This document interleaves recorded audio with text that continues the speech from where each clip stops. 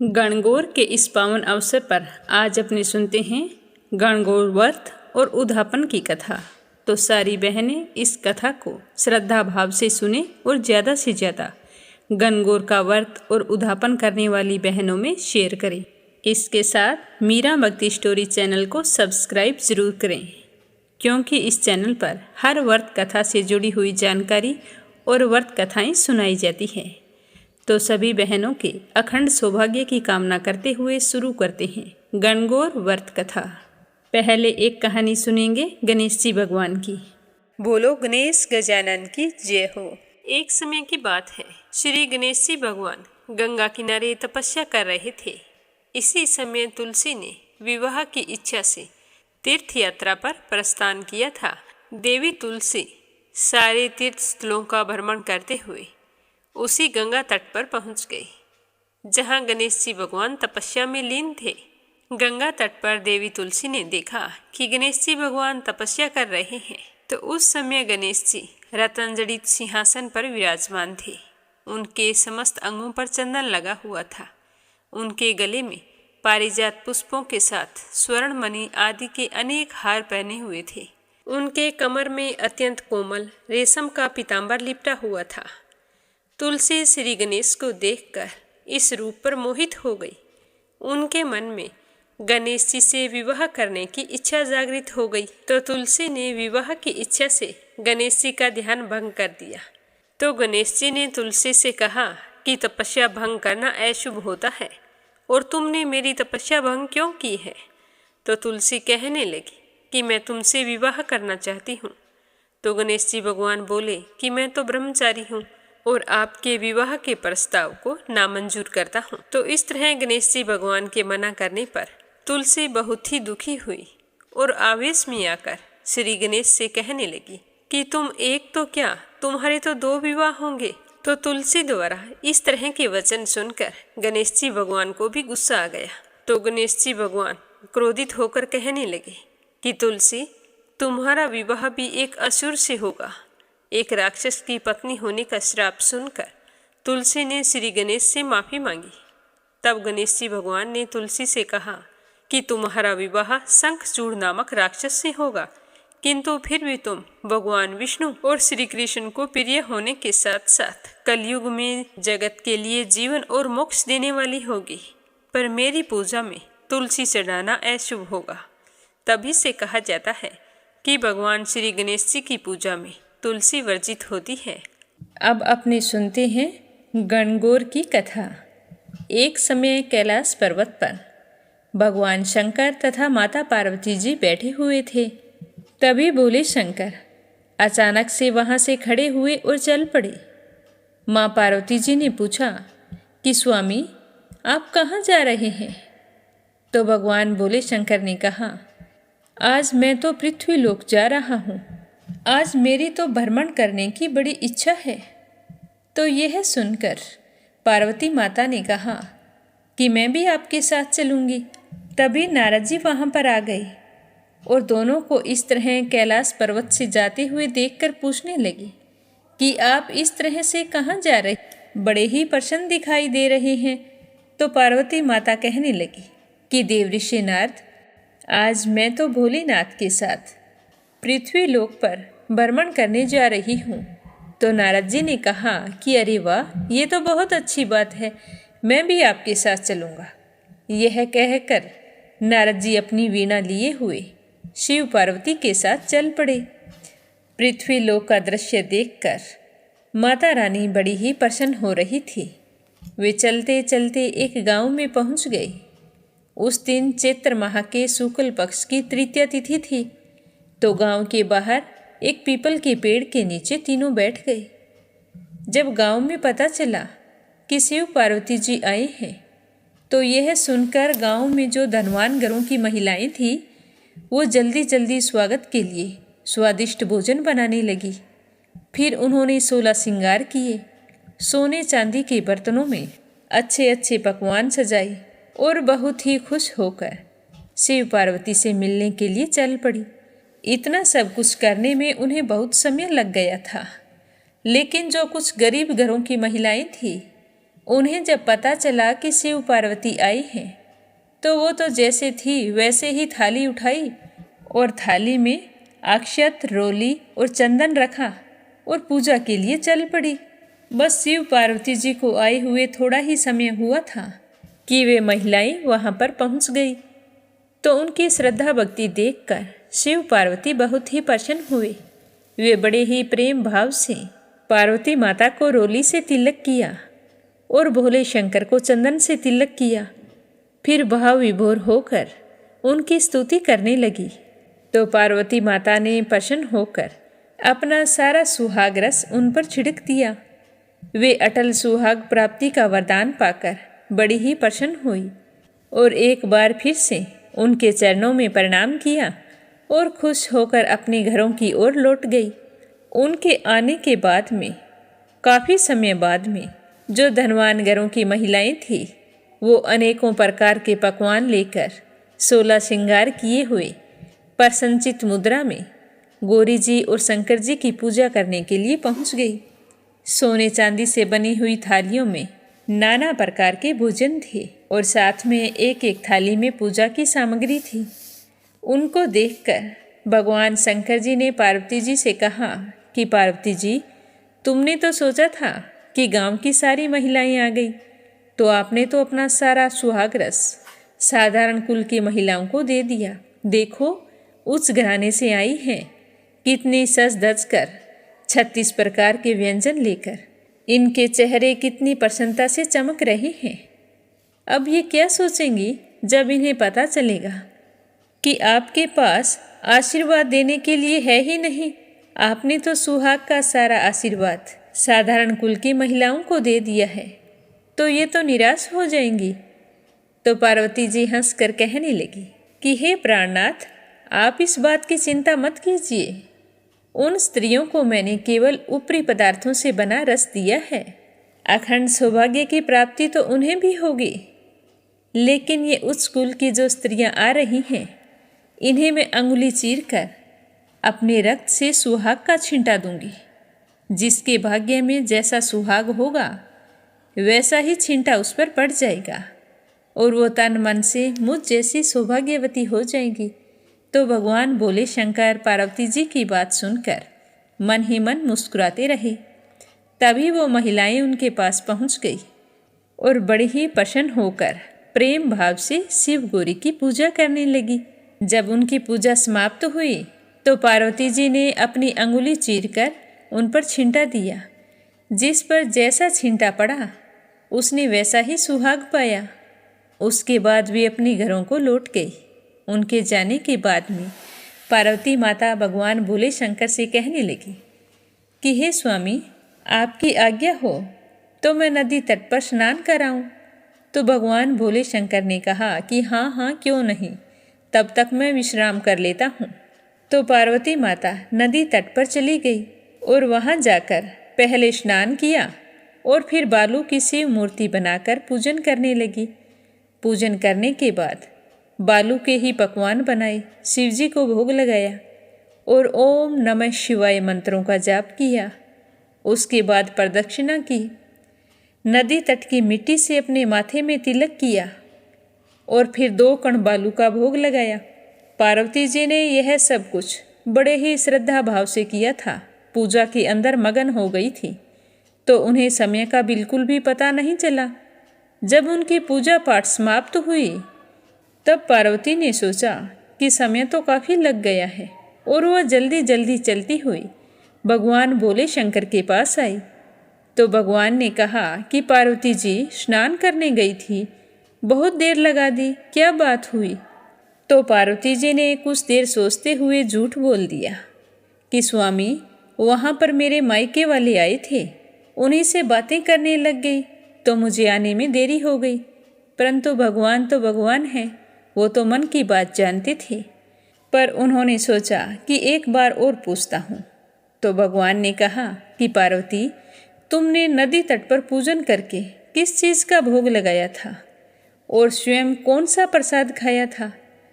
तो पार्वती ने कुछ देर सोचते हुए कहा कि वो मेरे भैया भाभी आए थे तो आते हुए दूध भात लेकर आए थे। तो मैंने तो वही खाया था और खाकर सीधी तुम्हारे पास चली आई।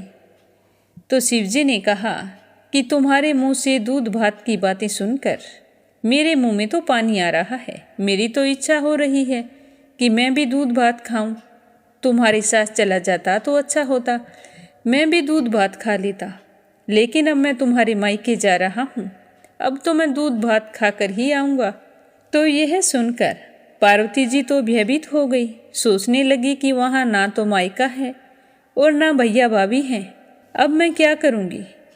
तब उन्होंने मन ही मन भगवान भोले शंकर का ध्यान किया और प्रार्थना की कि हे भोलेनाथ, यदि मैंने सच्चे मन से आपकी पूजा की है, मैं आपकी अनन्य दासी हूँ, तो आप मेरी लाज रखें। इस तरह प्रार्थना करती हुई पार्वती जी भगवान भोले शंकर के पीछे चलने लगी। उनके पीछे नारद जी भी चलने लगे। जैसे ही वो नदी तट पर गए तो उन्हें एक दूर माया का महल दिखाई दिया, तो वो महल के पास चले गए। वहाँ जाकर शिवजी ने देखा कि उनके साले सलहद सारा परिवार उपस्थित हैं। उन्हें देखकर बड़े ही प्रसन्न हो रहे हैं। खूब उनका आदर सत्कार किया। दूध भात खाने को मिला। 36 प्रकार के व्यंजन बनाए गए। खूब ठाट बाट थी। तो भगवान भोले शंकर, पार्वती जी और नारद जी वहाँ पर 2 दिनों तक रहे। पर पार्वती माता का मन भयभीत था कि ये तो माया का महल है, पता नहीं कब नष्ट हो जाए, तो हमें यहाँ से चलना चाहिए। इस तरह सोचकर तीसरे दिन सुबह पार्वती जी ने कहा कि हे स्वामी, अब हमें चलना चाहिए। पर शिवजी का मन नहीं था लौटने का। वो कहने लगे कि अभी क्या जल्दी है, 2-4 दिन और रुकते हैं फिर चलेंगे। तो पार्वती माता रूठकर अकेली ही चल दी। अब पार्वती माता का रूठना शिवजी को अच्छा नहीं लगा और वे भी पार्वती के पीछे पीछे चल पड़े। नारद जी भी साथ में चल दिए। वहाँ से चलते चलते बहुत दूर आ गए। उस समय भगवान सूर्य भी अपने धाम पश्चिम को पधार रहे थे। तो अचानक से भगवान शंकर पार्वती जी से कहने लगे कि हे पार्वती, मैं तुम्हारे मायके में अपनी माला भूल आया हूँ। तो यह सुनते ही पार्वती कहने लगी कि स्वामी, आपकी माला तो मैं अभी ला देती हूँ। यह कहकर पार्वती जी माला लाने के लिए वापस मुड़ी तो भगवान शंकर ने उन्हें रोक दिया। कहने लगे कि सूर्य अस्त हो गया है, तुम अंधेरे में अकेली कहाँ जाओगी, मैं ले आता हूँ। तो पार्वती ने कहा कि नहीं स्वामी, आप नहीं जाएंगे, मुझे यहाँ पर अकेले डर लगता है। और अंदर ही अंदर पार्वती भयभीत हो रही थी। तो भगवान भोले शंकर ने कहा कोई बात नहीं, नारद जी को भेज देता हूँ, ये ले आएंगे। ये कहकर नारद जी को कहा कि जाओ मेरे ससुराल से मेरी माला लेकर आओ। तो नारद जी वहाँ से माला लाने के लिए चल पड़े। जैसे ही नदी के तट पर पहुँचे तो वहाँ पर कोई महल नजर नहीं आया। वहाँ तो दूर दूर तक घना जंगल था जिसमें हिंसक पशु विचर रहे थे और बहुत ही डरावनी आवाज़ें आ रही थी। तो यह सुनकर नारद जी तो घबरा उठे और वहाँ पर भटकने लगे। सोचने लगे कि क्या मैं गलत जगह पर आ गया हूँ। तभी अचानक से बिजली चमकी और बिजली के प्रकाश में शिवजी की माला एक पेड़ पर टंगी हुई नारद जी को दिखाई दी। तो नारद जी जल्दी से भागकर उस पेड़ के पास गए और माला उतार कर जल्दी जल्दी लौट आए। शिवजी को माला देखकर हैरान परेशान होते हुए कहने लगे कि हे भोलेनाथ, वहाँ पर तो कोई महल नहीं था और ना ही आपके ससुराल वाले थे। आपकी ये माला तो पेड़ पर टंगी थी। वहाँ पर तो हिंसक पशु विचर रहे थे और बड़ी डरावनी आवाज़ें आ रही थी। मैं तो बड़ी मुश्किल से ये आपकी माला लेकर आया हूँ, ये सब क्या है। तो नारद जी की बात सुनकर शिवजी ने हंसकर कहा कि नारद, ये तो पार्वती की लीला है। तो शिवजी की बात सुनकर पार्वती ने कहा कि स्वामी, मैं किस योग्य हूँ, यह सब कुछ तो आपका ही किया हुआ है। तो नारद जी सब कुछ समझ गए और सिर झुकाकर कहने लगे कि हे माता, आप पतिव्रताओं में सर्वश्रेष्ठ हैं। आप सौभाग्यवती समाज में आदि शक्ति हैं। यह सब आपके पतिव्रत का ही प्रभाव है। संसार की स्त्रियां आपके नाम स्मरण मात्र से ही अटल सौभाग्य प्राप्त कर सकती है। आप तो समस्त सिद्धियों को बना तथा मिटा सकती हैं। तब आपके लिए यह कर्म कौन सी बड़ी बात है। गोपनीय रूप से की गई पूजा अधिक शक्तिशाली और सार्थक होती है। मैं आपसे बहुत ही प्रसन्न हूँ। आपकी भावना तथा चमत्कारपूर्ण शक्ति को देखकर मुझे बड़ी ही प्रसन्नता हो रही है कि मैं बयान नहीं कर सकता। मैं आशीर्वाद रूप में कहता हूँ कि जो भी स्त्रियाँ इस तरह गुप्त रूप से पति का पूजन करके मंगल कामना करेंगी, उन्हें महादेव जी की कृपा से लंबी आयु वाले पति का साथ मिलेगा और वह अपने जीवन के समस्त सुखों का भोग करेगी। नारद जी के वचन सुनकर माता पार्वती जी बहुत ही प्रसन्न हुई और फिर भगवान भोले शंकर, माता पार्वती और नारद जी कैलाश पर्वत पर चले गए। प्रेम से बोलो भोले शंकर की जय हो, माँ पार्वती जी की जय हो। लप्सी और तपसी की कहानी। बोलो लप्सी तपसी की जय हो। प्राचीन समय की बात है। एक गांव में लप्सी और तपसी नाम के दो भाई रहा करते थे।